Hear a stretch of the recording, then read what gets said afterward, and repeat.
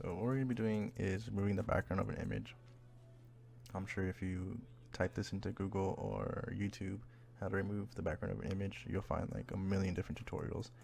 And I'm almost positive there's like a million different ways to actually do this in Photoshop. Like when I first started to use Photoshop, I used to use the lasso tool to make selections and cut out the background images, but I found better ways to do that, such as the quick selection tool. And I'm actually going to be focusing for the purpose of this video on the quick selection tool. And the reason for that, the reason I'm selecting or I'm choosing to focus on the quick selection tool over like other tools such as the pen tool is just because I think it's the fastest way to remove the background of an image, but also because I think it's the easiest way. And compared to like the pen tool where you have like, I think personally, a really big learning curve, I just think the quick selection tool is a lot more beginner friendly, and it's better for people who are just starting to learn Photoshop. But anyways, let's get into it. Before I like to even start making any changes or editing, I like to make sure that my image is at 300 dpi. So let's make sure that's, yep, it's at 72. So let's change that to 300. Cool. The reason I do that is just it makes it a lot more clear when you're scaling down, like zooming in and everything, and I think it helps with your edges after you cut them. So the next thing I like to do is duplicate the layer. This is all personal preference, you don't have to do this. I just like to have a reference, but also if I make a mistake I can always come back to it. Cool.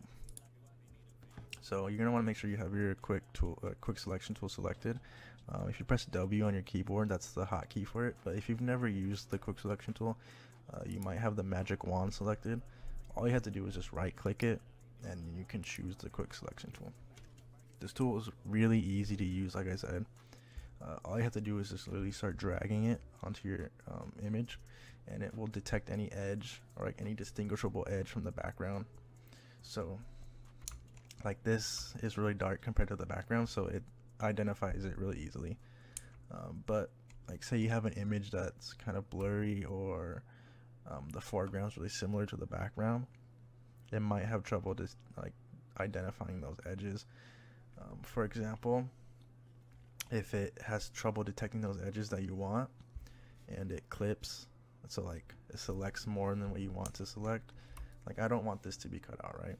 All you have to do is press the Alt key and it'll take it away.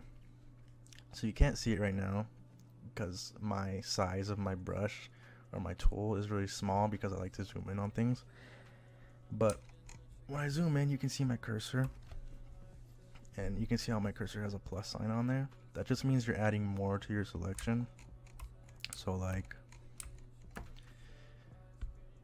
if I bring it down, it adds more to it, but if I press the Alt key, it brings up the minus sign. I can be more precise with my edges or my selection, so I can just bring this back up to where I want to be.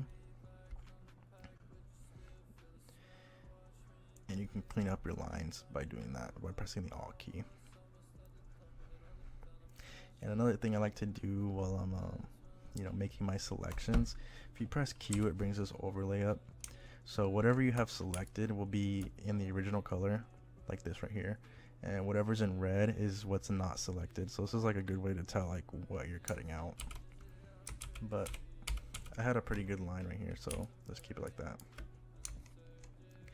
So you can cut your image out, your background out in pieces, or you can grab it whole. I find it easier to cut it out in pieces because when you try to do the whole image, or like often, like when I'm trying to cut out an image and I try to do the whole thing, it likes to clip out. So it's kind of difficult. I don't like messing with my lines too much because I'm not perfect, and I'll spend too many like hours or too much time trying to get the perfect line or perfect edge of my selection. So I'm just gonna do this piece by piece. So before you cut it out, I like to go to select at the top of my toolbar, or top of my window, and smooth out my lines. So like if I have any jagged lines, I don't think I have any jagged lines right now, but like anything like this right here, if you smooth it out using that the modify tool, It'll help your lines get a lot more smoother, and it'll make it look a lot more natural when you cut it out. But you don't have to worry too much about your lines being perfect, because this will help you. So this right here you can experiment with. I like to usually use between 3 and 5, but the bigger selection you have, like the more pixels you have selected, the bigger the number you can put in this box. But if you have a small selection, you're not going to be able to use that big number. So like, say you have like a really small selection right here, or just like a little bit of a sliver selected right here. If you put a big number in, it might not let you smooth it, or it might cut it in half. So the smaller the selection you have, the smaller number you want to put in this box. But I'm going to keep it at 5 for right now. So I have that smoothed out. I'm going to cut it, and we're going to double check to see how it came out. And that looks pretty good. It's going to clean this up right here. You can use the quick selection tool to clean things up, but I think the eraser tool just works fine for that. So I'm just going to clean that edge up a little bit.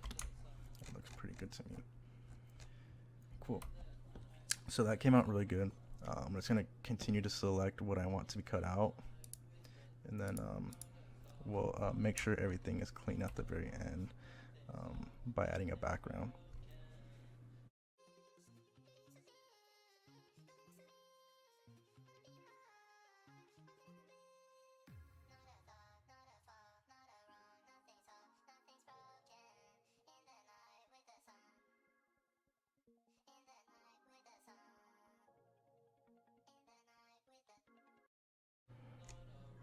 So it looks a little bit sloppy to me right there. So I'm going to clean that up a little bit.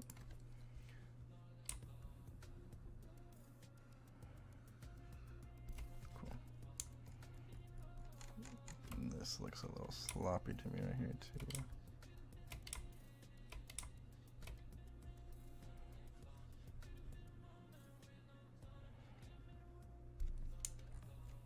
Alright, cool. So I have everything cut out that I wanted to cut out. Looks pretty good to me, right?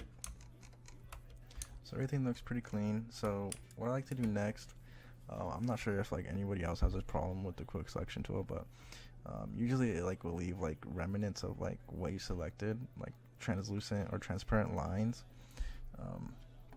So I like to add contrasting background to see whatever's left over.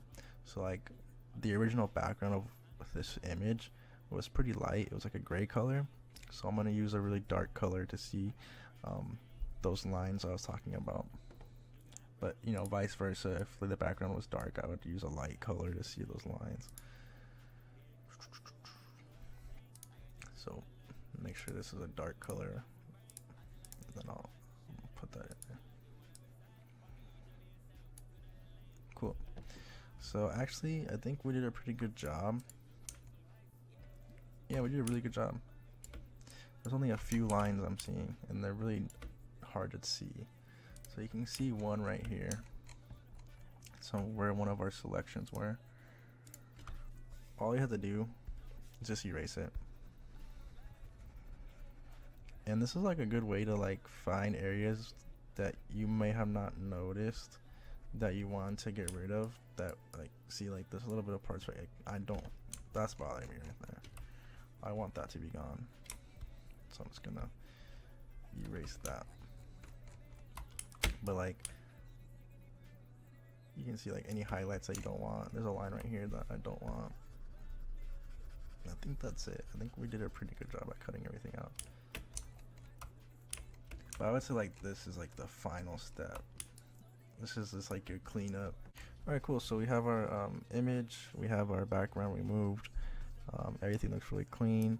Now you can put whatever background you want. If you want to put a gradient in there, go ahead and put a gradient. You want to put a red gradient, there's plenty of those around. But like I said, I think the quick selection tool is one of the fastest ways you can remove the background of an image, and I think it's one of the best ways for a beginner, whoever is interested in learning Photoshop, you know, to mess around with.